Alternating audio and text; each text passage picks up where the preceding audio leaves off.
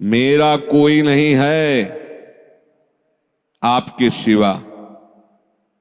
तो जो जो आपने अपना मान रखा वो सब वो घसीट लेंगे, क्योंकि वो कर तुम अकर तुम मन था कर तुम सर्व समर्थ है। दो प्रकार से, या अंदर से विवेक से वैराग्य प्रकट करके, या बाहर से राग ही हटा लेंगे। वो जगह नहीं रखेंगे जिसे आप अपना कह रहे हो। तैयार रहना।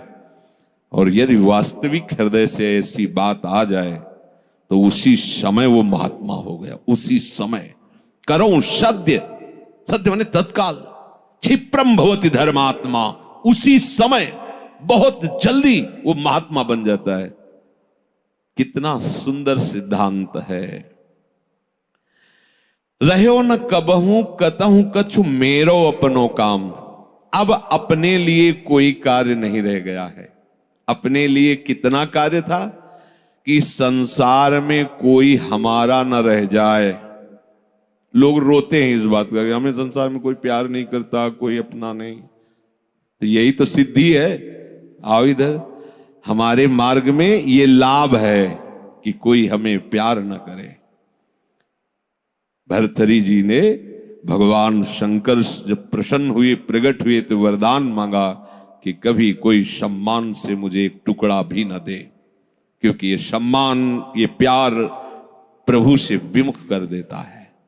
देखो हम जी तुम्हारे बिना जी नहीं सकते, तुम चले गए तो मेरा क्या होगा। अब वो उसकी बात में ही समझो तुम्हें कितना प्यार कर रहा है। वो क्या कह रहा है, तुम चले गए तो मेरा क्या होगा। ये प्यार है।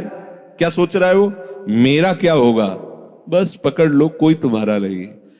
कोई तुम्हें जो बहुत प्यार करता हो उसकी बात सुनना, उसमें आप अगर विवेक जागृत है तो उसमें गंध मिलेगी केवल स्वार्थ की, केवल स्वार्थ की। कहीं किसी कोने में तुम्हें प्यार नहीं मिलेगा। पूरी प्यार की जो स्वांग भरी वृत्ति है उसमें केवल स्वार्थ नृत्य कर रहा होगा, केवल वासना नृत्य कर रही होगी, केवल कामना का तांडव होगा। बस विवेक से देखना, अगर विवेक नहीं तो सब फंसे हुए तो उसी में है। प्रभु कह रहे हैं कि जब साधक भगवद आश्रय नहीं लेता तो कहीं ना कहीं उसके हृदय में भोक्ता करता भाव बना रहता है, अहंकार के कारण। फिर वो विषयों का चिंतन करता है। बहुत ध्यान देने योग्य बात है। विषयों का भोग तो बाद की बात है, हमारी दुर्गति का प्रधान कारण विषय चिंतन है। इसलिए भगवान ने कहा है कि जो मेरा चिंतन करता है निरंतर, उसके लिए मैं सुलभ हो जाता हूं। अनन्य चेता सततम यो माम स्मरति नित्य साहा तस्याहम सुलभा पार्थ। मैं उसके लिए सुलभ हो जाता हूं। अब यहां ध्यान देना है कि विषय क्रिया नहीं हुई, लेकिन केवल चिंतन आपके हृदय को बर्बाद कर देगा। इसलिए कहा गया कि एक क्षण भी भगवत चिंतन छूटा तो हानि हो गई। ऐसे संस्कार गलत अंदर डाल देगा, वो जलाते रहेंगे। मन जो है ना, ऐसी स्थिति पैदा कर देगा कि ये ज्ञान विज्ञान आपकी समझ में ही नहीं आएगा। ध्यायतु विषयान पुंसः, प्रभु का आश्रय ना लेने के कारण, प्रभु के परायण ना होने के कारण, निरंतर भगवत चिंतन ना होने के कारण जो अंतर होता है वो विषय चिंतन होता है। ध्यान देना, दीर्घकाल निरंतर सत्कार सेवितो दृढ़ भूमि।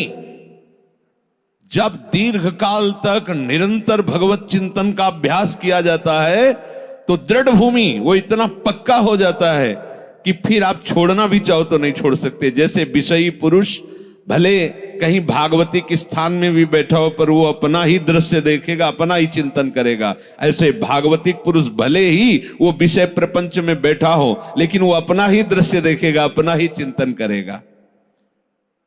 तो जो भगवत परायण नहीं होते, प्रभु का निरंतर चिंतन नहीं करते, उनका विषय चिंतन ही होता है।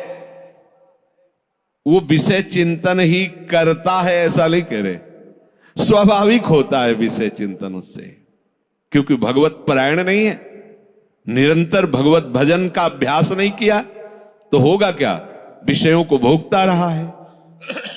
उसी कर्तृत्व भोक्तत्व भाव का चिंतन होता रहता है।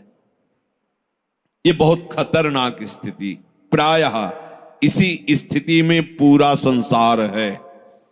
बैठे बैठे बस वही चल रहा है, ये किया वो करूंगा, ऐसा बना लिया वैसा बना लूंगा, अब इतना ऐसा हो जाए फिर वैसा हो, और ये सब का सोचते सोचते काल आ गया, मृत्यु, शरीर छूटा। अब जो सोच रहा था, जो सोचा उसके परिणाम से दूसरी योनि मिली। बस यही चक्र चल रहा है। जब ये प्रभु का चिंतन करता है तो संसार का चिंतन जो स्वाभाविक होता रहता था अब हो तो रहा है। देखो ना, जैसे हम नाम जप करते हैं, भगवत चिंतन की चेष्टा करते हैं तो बड़ी जोर से गंदगी आती है। ये सबका अनुभव है जो भजन करते हैं, बड़ी जोर से, जैसे कि दरिया में उफान आ गया हो। एक से एक गंदी से गंदी, मतलब जो आपको भी लगेगा कि यार ऐसी बात कैसे हो सकती है, बिल्कुल घृणित। वो आराध्य देव पर घृणित भाव, वो अपने गुरुदेव पर घृणित भाव, वो कुछ भी डरना नहीं, समझना। ये आपके हृदय, तो आपको लगेगा कि कितना नीच हूं, कितना गंदा हूं, क्या क्या सोच रहा हूं, कैसे, मतलब कुछ नहीं, समझना। बिल्कुल तटस्थ भूमिका होनी चाहिए। मैं थोड़ी सोच रहा हूं ये सब गंदी नाली के कीड़े की तरह मन इंद्रिया भोगों में रहे, अभी गंदगी फेंक रहे, बिल्कुल तटस्थ।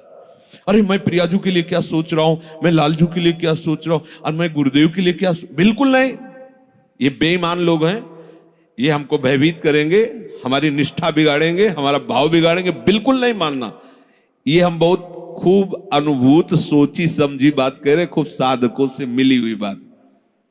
ये अपने आराध्य देव पर ही गलत भाव कर लेगा, ये अपने गुरुदेव पर भी गलत भाव कर लेगा। आपको डरना नहीं है, ये किसी भी तरह से आपको हटाना चाहता है। जहां आप भगवत चिंतन में लगे, अब भगवत चिंतन आपके हृदय में आए हुए या बसे हुए या पुराने संस्कार सब मिटाएगा। बिल्कुल आपको चिंता नहीं करनी, बस चलने दो। नाम कीर्तन, नाम जप, मंत्र जप, वाणी चिंतन, चलने दो। सेवा, ये जितनी गंदगी, बस चुप रहो, देखते रहो। उबने की जरूरत नहीं, खिन्न नहीं होना, ना हर्षित होना है। दोनों बात समझ, खिन्न हो गए तो वो टिक जाएगा।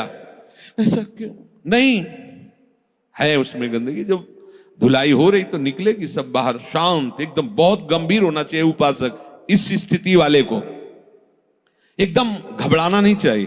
वो फिर अच्छी बातें भी डालता है जो संसार में सुखद मानी जाती है, उसमें आपको हर्षित नहीं होना, तटस्थ। यहां तक कि वो भागवतिक बातें भी डालेगा तो आपको भी गंभीर रहना है, क्योंकि वो थोड़ी देर जब समझ गया कि ये भागवतिक बात को सुनता है, तो जहां भागवतिक बात दी आप सुनने लगे तो अपनी पेशगी कर देगा। आप समझ ही नहीं पाओगे, दस्तखत करवा लेगा। बहुत चतुर है, इसीलिए सबसे बड़ा चतुर सृष्टि में कौन है? रामाय भजते चतुर नर, उसे सुजान कहा गया है, क्योंकि इन सब चतुरों को भी काबू में करने की सामर्थ्य भगवान नाम जापक में है। एक एक हरकत वो मन की देखता रहता है, एक एक हरकत, छोटी सी छोटी उसकी चेष्टा। अच्छा समझ में आ रहा है, ठीक। कुछ नहीं, कोई नहीं बिगाड़ सकता, बस आप झुकना नहीं इस पे। बाहर की बात नहीं कह रहे, यहां की बात। आप उदास मत होना, आप निराश मत होना, और आप इनके आगे झुकना नहीं, इन दुष्टों के समुदाय के आगे। एक से एक पेशगी देंगे, आपको निराश करने की चेष्टा करेंगे, आपको ऐसा कर देंगे कि लगेगा भी इस भोग के बिना तो हम जी नहीं सकते, अब ये भोग भोग ले, फिर भगवान मिले या ना मिले। झुकना मत इनके आगे।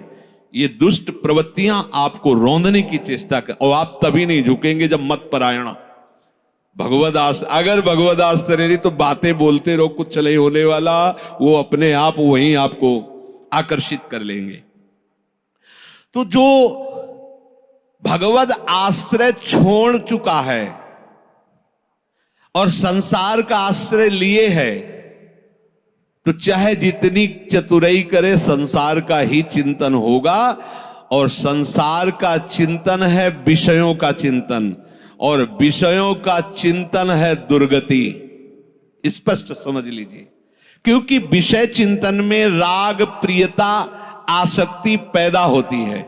जैसे विषय चिंतन होता है तो उस विषय चिंतन के प्रति राग होता है, प्रियता होती है। अगर ये वस्तु मिल जाती आज खाने को, ये भोगने को, ये देखने को, ये सुनने को, मजा आ जाता, आनंद आ जाता। ऐसा राग, प्रियता और आसक्ति और विषय सेवन की ललक अब रहा नहीं जा रहा। ये कब शुरू हुआ? विषय चिंतन से। ध्यान रखना, ध्यायतो विषयान पुंसः संगस्तेषुपजायते। विषयों का ध्यान करने से, चिंतन करने से विषय संग अर्थात आसक्ति उसके हृदय में प्रकट होती है। अब तो रहा नहीं जा रहा, अब वो भटक रहा है, क्या करूं, कैसे करूं, कहां वो पाऊं, ललक रहा है अंदर। बड़ी दुर्गति की ये स्थिति होती है। प्रायः हर साधक इस आग से जल करके आगे निकलता है। आग बुझाने की चेष्टा मत करना। इसमें अगर आपने थोड़ी भी बैलेंस बनाने की कोशिश की तो मार्ग छूट जाएगा। इस आग से ही निकलना है, पक्का तय करो।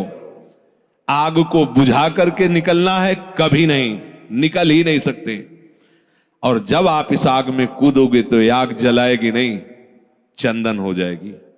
बाहर से तुम्हें लपटें दिखाई देंगी और जब अंदर प्रवेश करोगे कि हे प्रभु आपके लिए मैं जलूंगा, तो कहीं भी धुआं भी प्रवेश नहीं हुआ विभीषण के घर में। पूरी लंका राख हो गई, एक विभीषण कर गृह नाय। पूरा संसार जल रहा है, कामाग्नि, क्रोधाग्नि, लोभ, लेकिन भक्तों के हृदय में उसका धुआं भी प्रवेश नहीं करता, क्योंकि वहां भगवान का आश्रय है। विषयों का सेवन शरीर से भी ज्यादा घातक है मानसिक सेवन। समझना, साधक क्या समझता है कि मैंने कोई क्रिया तो की नहीं, अच्छा बहुत चतुर है, मानसिक पाप लगता नहीं, कलि कर एक पुनीत प्रतापा, मानस पुण्य होए और नहीं पापा। ओ बैठे बैठे बस, गलत बात समझिए। शारीरिक सेवन से ज्यादा गंदगी पैदा होती मानसिक चिंतन से। शारीरिक सेवन से उतना सुखासक्ति नहीं पैदा होती जितनी मानसिक चिंतन से। देखना खुद, जब ये मन आपको किसी भोग के लिए आकर्षित कर रहा हो तब देखना कैसा वो सुख देता है, और जब आप उसी भोग को भोग रहे होंगे तब देखना फिर लगता है कि वो तो जो चिंतन में था वो तो समझो शारीरिक क्रिया से ज्यादा घातक मलिनता पैदा करता है मानसिक भोगों का संयोग। उसमें विषयों की विशेष आसक्ति पैदा हो जाती है। वो ऐसी प्रियता होती कि बार बार हृदय को चूर चूर करती रहती है। तब देखो ना संसारिक पुरुषों को, देखो ना, अब वो विषय सेवन करे चाहे ना करे, विषय राग उसका नाश कर चुका। ये बहुत समझने की बात है कि हम किसी से मिलते नहीं, हम किसी से, लेकिन एकांत बैठकर अगर आप मन के साथ विषयों में विचरण कर रहे हैं तो आप में और एक घोर संसारी में कोई अंतर नहीं है। संसारी को तो एक दैन्यता भी रहती कि मैं बड़ा नीच हूं, कामी हूं, और अपने अंदर एक अहंकार रहता कि मैं बैरागी हूं, मैं महात्मा हूं। समझते रहे ना, शरीर से क्रिया नहीं हुई पर मानसिक आप उसका संयोग सुख चिंतन के द्वारा, तो आप बहुत मलिन हो रहे हैं, आप अपना बहुत बुरी तरह से पतन कर रहे हैं। ये भगवत वाणी है। तो होता है ना स्वाभाविक, उसमें हम क्या कर सकते हैं? उसमें नाम जप कर सकते हैं आप, वही तो डिलीट करेगा, चतुराई नहीं। कई बार सत्संग में कहा, कुछ भी चल रहा है अंदर, मन फेंक रहा है राधा राधा राधा राधा, ये जो आपका राधा राधा चल रहा है ना, एक भी चाल उसकी नहीं चलने देगा। वो चाहे जो विषय सेवन की बात, विषय सुख की, बार बार राधा, तो वो जलाएगा तुमको। बंद करो ये राधा नाम, पहले हम जो पेश कर रहे हैं उसमें तन्मय हो, बस आप छोड़ना नहीं तो हान हरिवंश के नाम अंतर परे, कहे हनुमंत विपत्ति प्रभु सोई जब तो सुमिरन, यही विपत्ति फंसा देगा। अरे बहुत विचित्र है ये, बहुत विचित्र है। लड़खड़ाकर कदम वहीं खड़े हो जाएंगे जहां चिंतन चल रहा है। बहुत घृणित मन की ये चिंतन वाली वृत्ति आपको क्रिया में उतार देगी, आप रुक नहीं पाएंगे। संगात संजायते कामः, जब आप विषयों का ध्यान दीजिए। ध्यायतो विषयान पुंसः, ये होगा, सबके होता है। जब लोग बात अरे हम तो समझते नहीं थे, ये काम ही है, आश्चर्य की बात है, कोई आश्चर्य की बात नहीं। हां, ये आश्चर्य की बात की ब्रह्मचारी है, ये आश्चर्य की बात है। ऐसे सृष्टि में और ये ब्रह्मचर्य, अब प्रणाम की बात है, ये आश्चर्य। कामी वो कोई आश्चर्य की बात नहीं, कोई भी हो, यहां से लेकर ऊपर तक, ब्रह्मलोक तक, कोई भी हो, कहीं भी, इसी का तो शासन है, इसी का तो राज्य है, और सब इसी संकल्प काम से ही पैदा हुए। कोई अगर ये कहे कि सब व्यर्थ की बात है, अगर कोई बचा है तो लाडली लाल के चरणों की ठसक में जो बैठा हुआ उनके चिंतन में है। अब कहीं गुंजाइश ही नहीं कोई। और अगर वो भी थोड़ी देर के लिए भी विषय चिंतन करेगा तो थोड़ी देर के लिए रौंदा जाएगा, ध्यान रखना। इसीलिए है दीर्घकाल निरंतर सत्कार सेवितो, दीर्घ काल तक आदर पूर्वक निरंतर भजन परायण रहो। जगह ही नहीं रहेगी, सब डिलीट, सब खत्म हो गया। आप देखना, नाच पड़ोगे, जैसे जैसे आपकी निष्कामता बढ़ती जाएगी वैसे वैसे मतवालापन, ऐसा जैसे कोई मदिरा पिए हो और झूमता हुआ चल रहा है, उसको कुछ नजर नहीं आ रहा। ऐसे ही नाम की मादकता जब चढ़ती है, मस्त हो जाओगे। ये बड़े बड़े महात्माओं ने पिया है, इस नाम का रसाशोपान किया है, रूप रसाशोपान किया है। जैसी थरिवंश निकट दासी जन लोचन चसक रसासो गटकत। जब आपका विषय चिंतन चल रहा है, यदि नाम नहीं चल रहा तो खतरे में अपने को डाल रहे हो, और नाम चल रहा है तो तुम्हें परेशान होने की जरूरत नहीं, कुछ नहीं कर पाएगा, कुछ नहीं। ये बहुत बड़ा पहरेदार है, आपको गिरने नहीं देगा, उनकी एक भी संस्कार वृत्ति आपके हृदय में बनने नहीं देगा। अपने पास बहुत बड़ा पावर है नाम। इसीलिए तो जो इस रहस्य को समझ जाते हो बलिहारी होते हैं संतों की, गुरुदेव की, कि आपकी कृपा से वो चीज मिली। पायो जी पायो मैंने राम रतन धन पायो। ये नाम ऐसा महामहिम, भगवान को अधीन कर ले, मन की क्या बात है, मन अधीन हो, ये क्या बात है। भगवान को अधे सुमिर पवन सुत पावन नामू, अपने बस करी राखे रामू। जब भगवान को अधीन कर लेता है तो ये तो मन की तो बात जाने दो, इंद्रियों की बात जान। पर आप क्या करते हैं, जब विषय चिंतन कर रहे होते हैं तब आप नाम को छोड़ देते हैं। बस ये गलत बात हो गई, अब आप नहीं समझ सकते। और नाम चल रहा है तो याद रखो, बिल्कुल कुछ नहीं बिगाड़ सकता है, कुछ भी चिंतन करता रहे, तुम परेशान मत होना।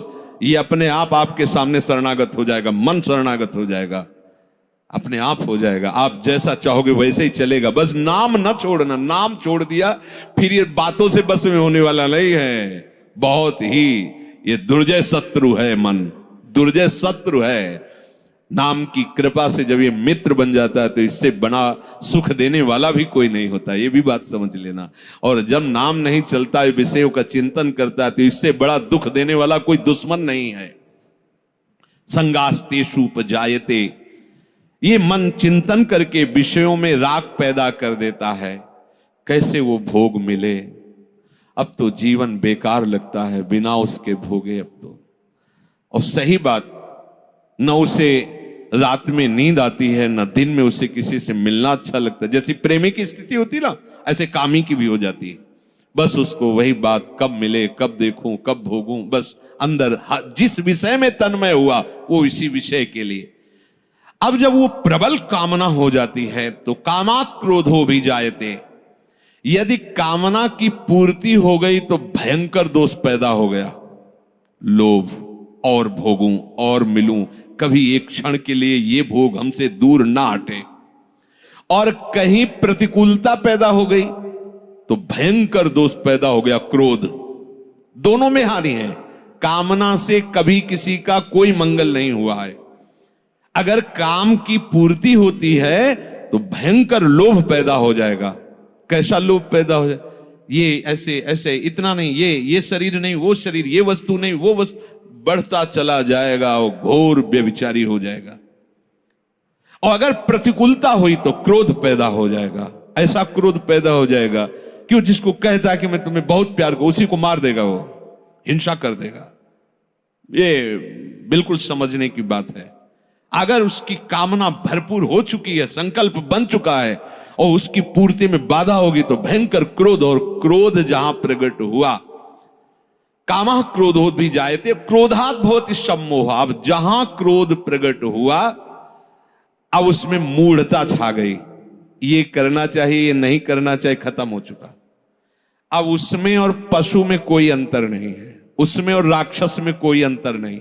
कोई आशा न करे कि जो क्रोध से सम्मूढ़ता को प्राप्त हो चुका है उससे कोई विनय काम करेगी। अब वो राक्षस हो चुका है, उसके सारी प्रवृत्तियों में क्रोध के द्वारा प्रकट की हुई मूढ़ता छा चुकी। अब कुछ भी विवेक काम नहीं कर रहा। प्रभु कह रहे क्रोधात् भवति सम्मोहा।